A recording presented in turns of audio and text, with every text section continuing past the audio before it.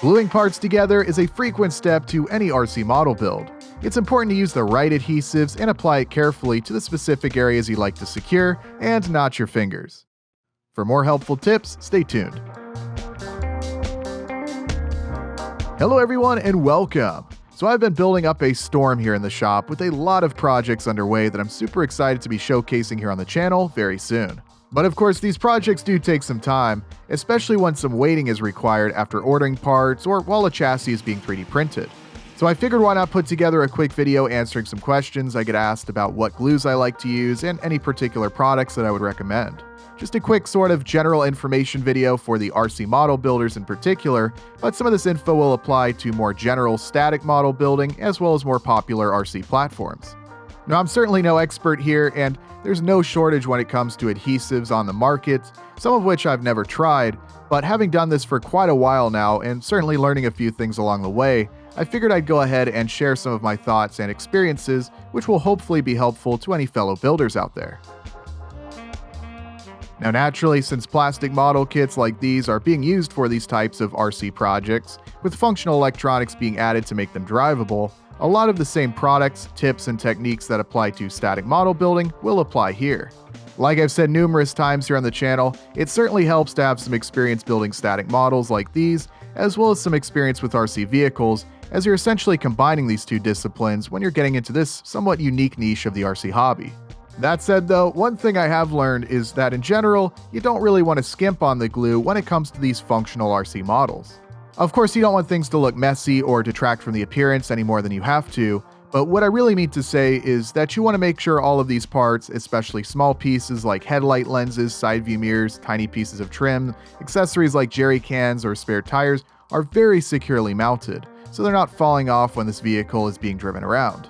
Now, if you crash into something, stuff's probably going to break, and you just sort of have to hope it's a clean break that's not too difficult to glue back on, but you really want to make sure that these tiny pieces aren't falling off and more than likely becoming lost just driving around.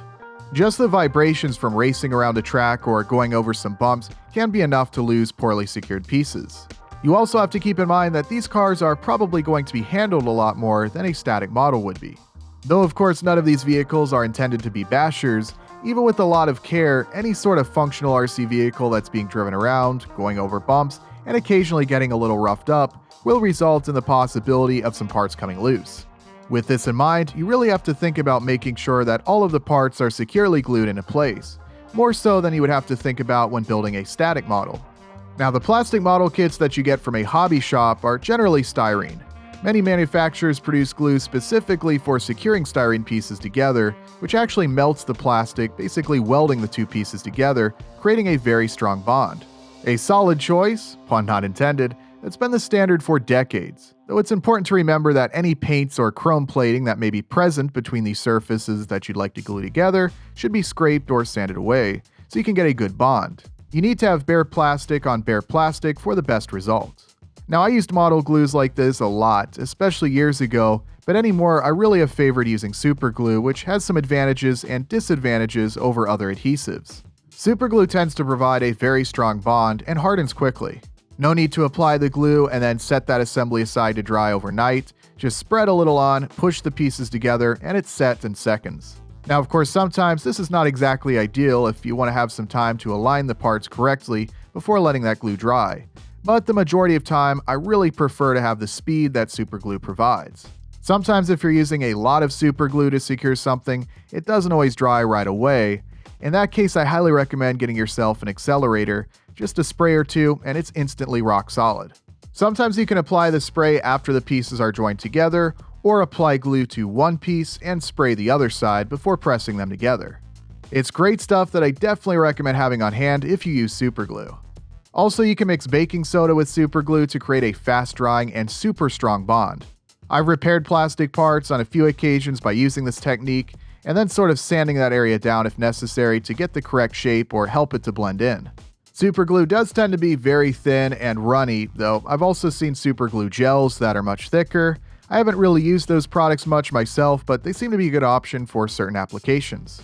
Now, as far as what brands I like to use, there really isn't a specific one that I favor when it comes to super glue. as I usually just order a bunch of tubes in bulk for whatever I find to be the cheapest price online. Quality can certainly vary if you're taking this approach, as you can generally count on some of these tubes that come in these bulk packs being hardened and unusable before you even have a chance to open them up, but the price is hard to beat when ordering in bulk, especially if you use a lot of super glue. I'm not much of a brand loyalist with a lot of these supplies. No sponsorships here on this channel. It's all funded by support from you viewers, especially those who have become channel members and patrons over on Patreon. That said, if you're looking for something a little bit more premium, it's hard to go wrong with CowRC's line of products. Whether it be work mats like what you've seen here in a lot of these videos, or lubricants, adhesives, cleaning products, really anything maintenance related, they have a fantastic line of products that I, along with many other hobbyists, would highly recommend. I'll go ahead and include the link to CowRC.com in the video description if you're looking for more of a name brand product, I guess you could say. But again, I'm not sponsored. If you want to buy the cheap stuff off of AliExpress or buy something from your local hobby shop rather than online, it's all good. I'm just here to share some of my tips and recommendations. I'm not trying to sell you a bunch of stuff. Now, super glue is obviously great for a strong permanent bond when securing a wide variety of different materials. Sometimes though, I want more of a temporary hold, such as securing wheel nuts. For this, I like to use a much milder adhesive like a water washable glue like Elmer's, just to provide something to secure the wheel nuts in place while still allowing them to be easily removable. Now, for most conventional RC vehicles, something like a nylon lock nut will be used to prevent the nut from backing out. While this is certainly an option here, generally I prefer to not use lock nuts on these more lifelike and delicate RC models. I really don't want to have to apply too much pressure to the wheels, axles, or drivetrain in order to remove that nut, so that's why I often prefer to use a mild adhesive, if anything at all.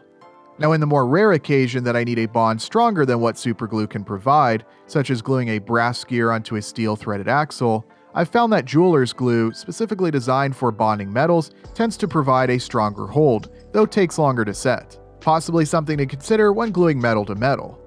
Another instance where more strength is required is when building front steer axles, like what you see here with this Jeep J10.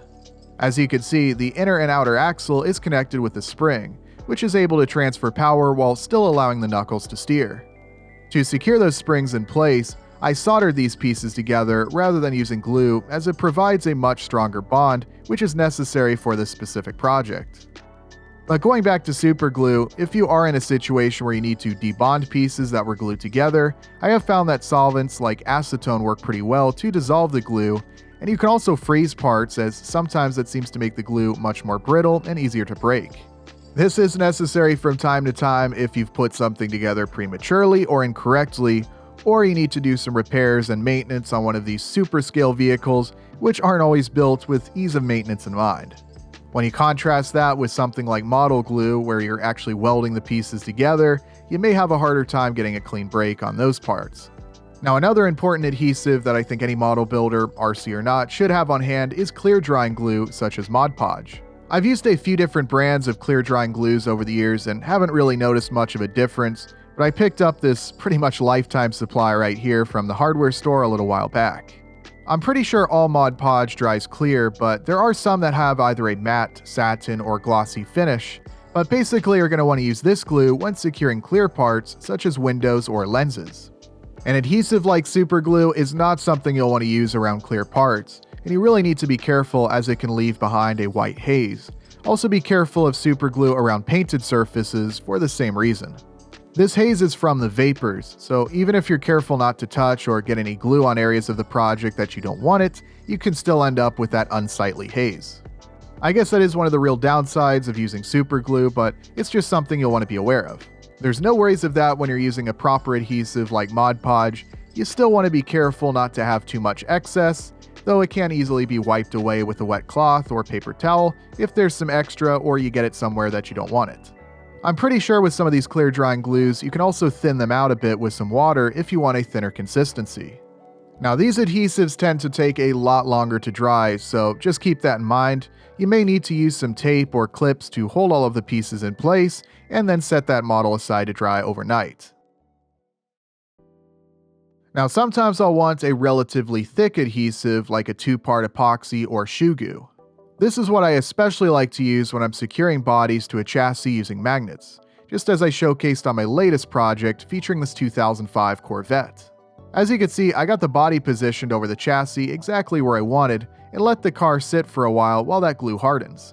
The thickness can bridge any gaps between the surface here and the magnets, so I don't have to worry about a high degree of accuracy in this area as the glue is capable of bridging these gaps. I just align the body where I want it to sit on the chassis and let it dry. There's no shortage of these types of adhesives available, it's just a matter of picking out what's best for your project. And finally, don't forget to use some thread lock wherever necessary. Thread lock is used to prevent nuts and bolts from backing out. It's not necessary when threading into plastic, but when you're threading into metal or using non-locking nuts, it's often best to apply a bit of thread lock to make sure everything stays together and this tiny hardware doesn't simply disappear while you're driving. In the context of these small-scale RC vehicles, you don't need any sort of thread lock that's designed to be permanent or only removable by basically heating up the parts to the temperature of the sun. Something like the blue thread lock from Loctite is perfectly sufficient. But that's really about it when it comes to adhesives for these smaller-scale RC models that I frequently showcase here on the channel. This information is also certainly relevant to larger-scale RC models as well, although as you go larger, more and more parts are going to be secured with hardware rather than glue. But basically, I just use super glue for a lot of these parts, but as mentioned, there are certainly times when other adhesives are required. As with anything, it's important to ensure that you're using the correct adhesive for whatever you're working on, and don't be afraid to experiment with different products and techniques to figure out what works best for you.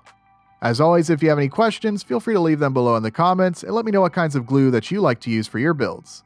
I'd be really curious to know what products you guys use and what you think. I've seen some products like UV curing glue, which looks interesting. It's not something I've tried myself, but I might pick up a tube and see how it works.